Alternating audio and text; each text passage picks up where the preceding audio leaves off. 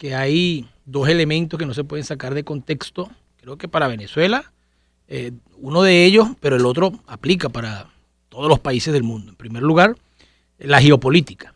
La geopolítica, cómo se mueve la geopolítica global el día de hoy, ¿no? Los conflictos, las guerras, los aranceles, el conflicto que hay actualmente, que vemos en el estrecho de Hormuz, que es un canal fundamental para el manejo de la energía a nivel global, los varios años que tiene el conflicto Rusia-Ucrania, que termina siendo Estados Unidos, la OTAN, Ucrania contra Rusia, entre otros conflictos, ¿no? Y bueno, la guerra de los aranceles que también hemos visto durante los últimos meses, etcétera, etcétera. Y la geopolítica.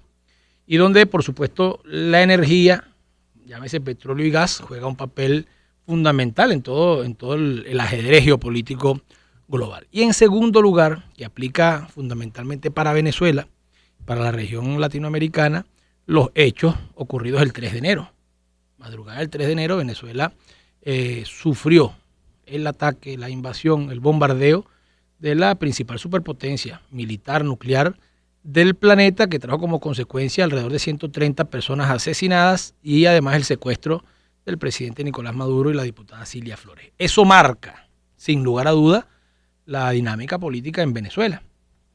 Con ese contexto se instala la Asamblea Nacional el 5 de enero de este año 2026. Y hacerte un resumen muy breve. Esta Asamblea Nacional, digamos, en un nuevo momento político, en una nueva situación política, como lo ha definido la presidenta encargada Delcy Rodríguez, le ha tocado acompañar un proceso de reinstitucionalización, que ha tenido grandes líneas. La primera de las líneas, pudiéramos decir, tiene que ver con la preservación de la paz, con preservar la paz, la tranquilidad, la estabilidad, el funcionamiento del Estado, de las instituciones del país. Y ahí se han avanzado no solo en materia legislativa, en todos los frentes. En primer lugar, la creación de un programa de convivencia y paz para la democracia. Lo creó la presidenta el 23 de enero. Después, en el marco del lanzamiento, el inicio del año judicial el 30 de enero, anunciaba la presidenta una propuesta de ley de amnistía para la convivencia democrática, que tiene que ver con la paz política y la paz social. Pero después han habido un conjunto de anuncios, un proceso de consulta para la transformación del sistema de justicia, un proceso de anuncios también para la recuperación económica del país, y ahí la Asamblea Nacional ha participado. Este año hemos aprobado 6 leyes en la Asamblea Nacional. La primera de esas leyes fue una ley vinculada al 6CPC, que era una ley que traíamos del periodo legislativo anterior, pero después aprobamos la reforma a la Ley Orgánica de Hidrocarburos, que no es más que la actualización del ordenamiento jurídico venezolano, que data del 2006-2007, y que para Venezuela, digamos, operar en materia de competencia de producción petrolera en la región, hay un conjunto de condiciones nuevas. Y Venezuela actualizó su legislación y eso ha traído como consecuencia, sin lugar a duda, la dinamización paulatina, progresiva de la industria petrolera, que es el corazón de la economía venezolana, que es la principal fuente de ingresos de divisas para el país. Es una de las leyes que tiene que ver con la recuperación económica. La segunda ley que tiene que ver con la recuperación económica es la reforma también de la Ley Orgánica de Minas. Correcto. Otra actividad estratégica para incluye una cantidad de materiales raros que no existían antes en la ley, ni se conocían ni siquiera. Sí, sin embargo, la ley deja claro la diferenciación entre minerales estratégicos y otro tipo de minerales. Hay una clasificación bien clara que quedó establecida en esta reforma de la ley. La tercera ley que se vincula al hecho económico es la Ley de Celeridad y Optimización de Trámites Administrativos, que también aprobamos. Si bien tiene que ver con la eficiencia de la gestión de las instituciones, del funcionamiento de las instituciones, apunta mucho a la dinámica económica también nacional. Son 3 leyes que tienen que ver con lo que para mí es uno de los grandes consensos del país en este momento, que es la recuperación económica. Todas y todos aspiramos a recuperar la economía. Después, leyes que están vinculadas a la reinstitucionalización.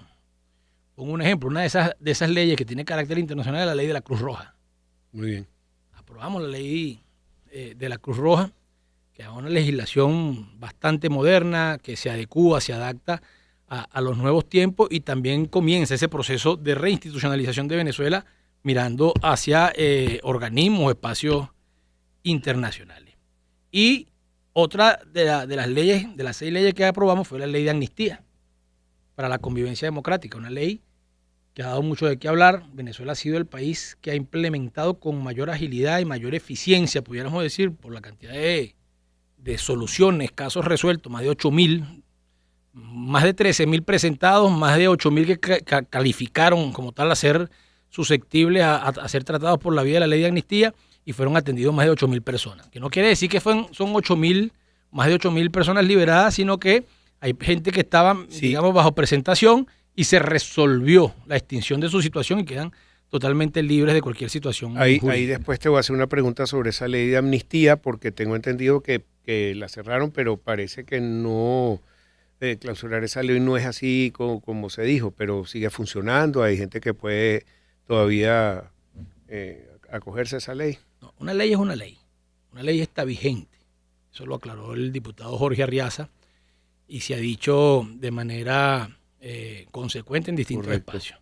La ley de amnistía es una ley que está vigente.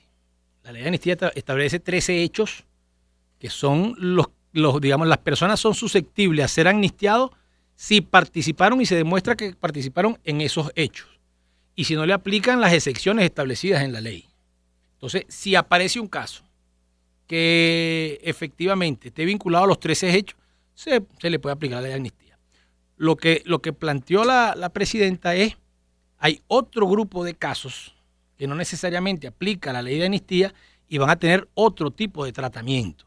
Y ahí entonces, bueno, la idea de la transformación del sistema de justicia, la aplicación de otras medidas o acciones alternativas para resolver otros casos, bueno, se trabajará. Pero la ley de amnistía sigue vigente. Muy bien. Ok, mira, tengo que hacer una pausa al regreso. Vamos a seguir contigo. Hay un tema importante que es la ley del salario, que también no sé si es una discusión a nivel de la Asamblea, porque todo evidencia que hay que cambiar esa ley. No sé si están, por lo menos los expertos que he entrevistado acá. Y también sobre esa instalación de ayer, que fue la instalación del Parlamento Latinoamericano y Caribeño, el inicio de una nueva etapa para fortalecer la diplomacia parlamentaria de paz. ¿Ok? Bueno, nosotros estamos con el diputado Pedro Infante, primer vicepresidente de la Asamblea Nacional, 2:34. Tenemos que hacer una pausa y ya regresamos con más para ustedes. Momentos que forman parte de la vida. Éxitos. Caracas, Valencia, Guarenas, Guatire, Maturín, San Cristóbal, Mérida, Barquisimeto, Margarita, Puerto La Cruz, Puerto Ordaz, Maracaibo. Maracay.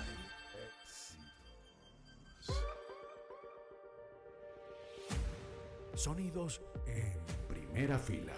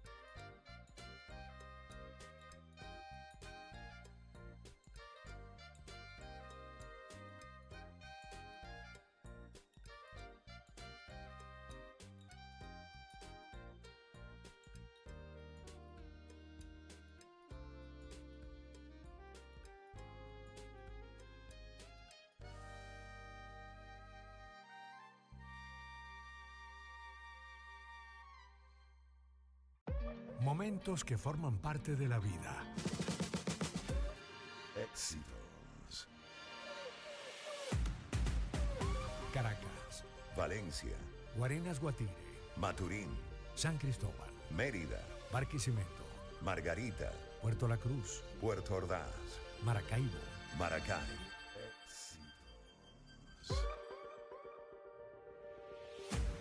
sonidos en primera fila.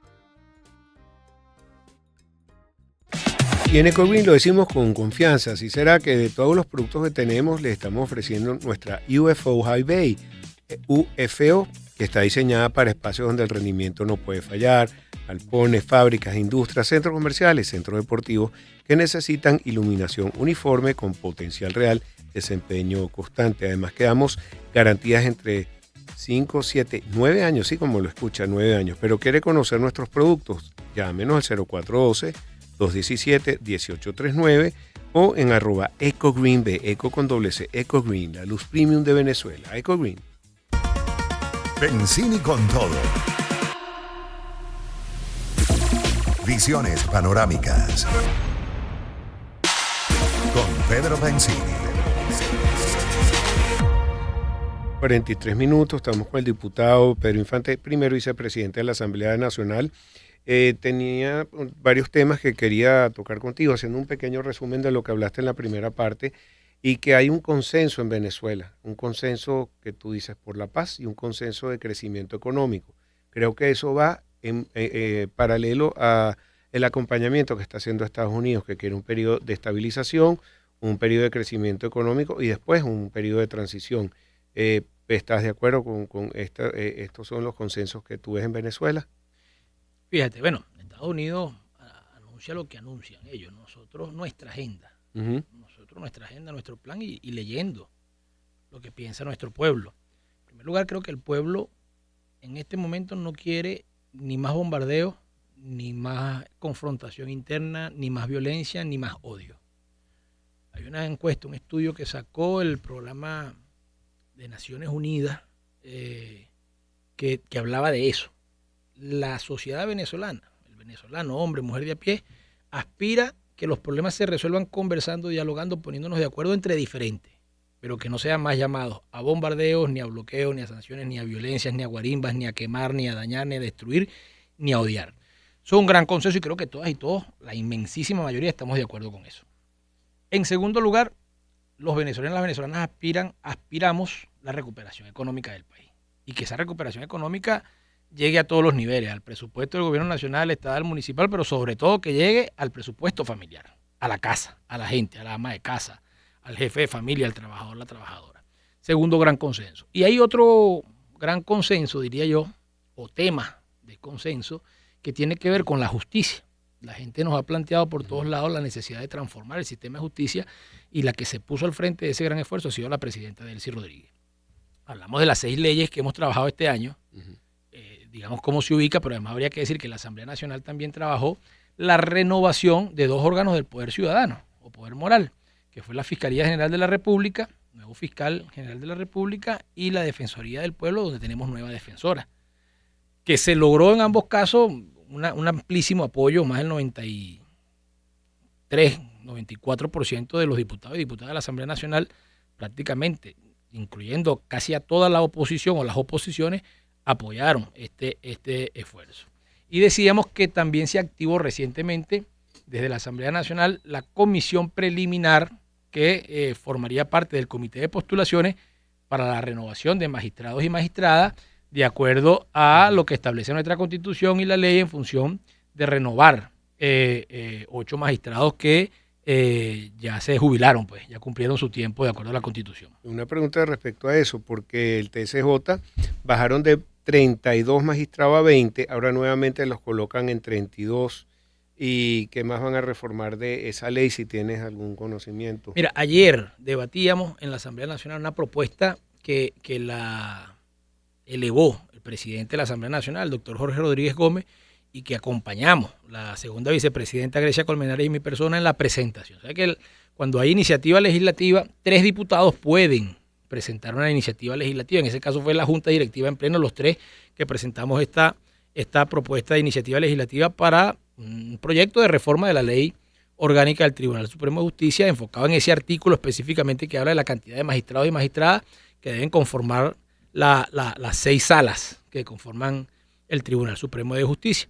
En efecto, la propuesta, numéricamente hablando, plantea elevar de 20 magistrados y magistradas a 32. Esa es la propuesta. Hoy la Comisión de Política Interior está reunida, está revisando. Hasta ahora esa es la propuesta que se presentó. Puede haber alguna otra propuesta desde el punto de vista de la reforma de la ley orgánica del Tribunal Supremo de Justicia. Eso lo veremos en consulta pública, se llevará a plenaria y como lo establece el Reglamento Interior y Debate y la Constitución, se discutirá entonces artículo por artículo de lo que se proponga en este proyecto de reforma de la ley orgánica del Tribunal Supremo de Justicia. ¿Crees que se pueda lograr un consenso con la oposición para el nombramiento de estos magistrados? Yo creo que esa es y seguirá siendo nuestra prioridad. Que todas estas decisiones, que además van acompañando el proceso de reinstitucionalización, la podamos llevar por consenso. Es el esfuerzo principal. Ayer en el debate decíamos, porque un diputado de la oposición planteaba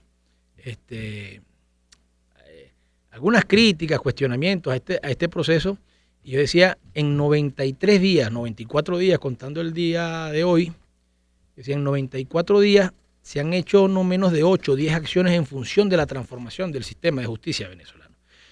Que el pueblo ha hecho denuncias, la gente ha hecho denuncias, nosotros no pretendemos tapar el sol con un dedo. Hay dificultades, hay cosas que funcionan mal, hay mafias denunciadas por nuestra gente. Bueno, si eso es una tarea que hay que cumplir, la tenemos que cumplir todas y todos. Y hay que asumir la responsabilidad histórica y la que tenemos cada uno de los diputados y diputadas y en general las instituciones que tengan algo que ver con la transformación del sistema de justicia. La presidenta instaló un equipo promotor o coordinador para una gran consulta pública nacional para la transformación del sistema de justicia. Esa es una acción, pero además creó la comisión o el programa de convivencia y paz para la democracia, la ley de amnistía, tenemos nuevo fiscal, nuevo defensor, estamos reformando la ley orgánica del Tribunal Supremo de Justicia, pero además en agenda legislativa tenemos la ley de Inspectoría General de Tribunales y tenemos una ley para la Dirección Ejecutiva de la Magistratura. Es decir, son todas acciones que van sumando a eso que hoy creo que es un clamor nacional, que es la transformación del sistema de justicia, y lo decimos sin complejo. Lo que haya que corregir, resolver, hay que corregirlo y resolverlo. Y se ha puesto al frente la presidenta y la Asamblea Nacional acompaña por la potestad de las competencias que nos corresponde de acuerdo a la Constitución ese proceso. Mira, ha habido una gran polémica con este aumento de salarios para el 1 de mayo, que se hizo el día anterior, sobre la ley orgánica del trabajo, sobre las prestaciones. Todo. La ley está ahorcando al empresario, al gobierno, claro, pero el ciudadano quiere un sueldo más justo. Lograr un equilibrio es difícil. Jorge Roy, que nos representa y a Fede Cámaras en la OIT, y que tenga esa reunión tripartita entre el gobierno, trabajadores y empresarios, dicen y proponen que hay que hacer una reforma de ley desapasionada, es el calificativo que él da, porque esta reforma de ley con esas prestaciones, aquí estuvo también Luigi Piccella, expresidente de Consecomercio, y nos dijo, mira, cada $10 que tú le aumentas a un trabajador... Y esa entrevista. Qué bueno. Él dice, causa miles de millones de dólares y la gente no se da cuenta. Entonces, me gustó esa palabra que usó Roy, desapasionado. ¿Qué piensan ustedes o qué piensas tú desde la Asamblea? Mira, varias cosas. Nosotros, primero decirte que yo vi la entrevista de Luigi Piccella, me parece que explicó desde la visión del empresariado una óptica que tiene que ver con el impacto que tendría incrementar los salarios en el tema de las empresas privadas, del empresariado privado. Eso es una visión. Ahora, yo trataría de ordenar mi respuesta en ese tema. Lo primero, es justo que nuestros trabajadores y nuestras trabajadoras luchen por un mejor salario. Claro. Esa bandera es una bandera que históricamente ha sido bandera de la izquierda. Hay que decirlo. De hecho, yo diría que la izquierda nace a partir de la lucha por la mejoría de las condiciones de los trabajadores y las trabajadoras.